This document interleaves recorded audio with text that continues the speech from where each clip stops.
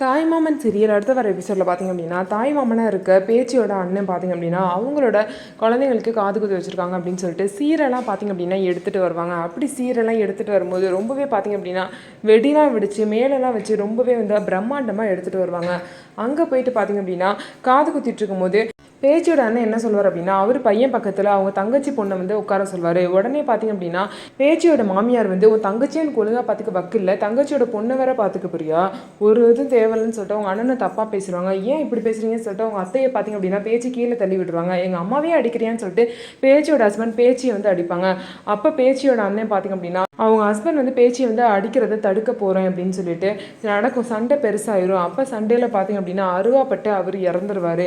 பேச்சியோட husband இறந்தவங்க உள்ள எல்லாருமே அழ ஆரம்பிச்சிருவாங்க. அப்போ வேணும்னே பார்த்திங்க அப்படின்னா பேச்சியோட அண்ணன் பண்ணியிருக்க மாட்டார். ஏதோ சண்டையில் பார்த்திங்க அப்படின்னா தெரியாமல் கத்திப்பட்டு இறந்துருப்பாரு.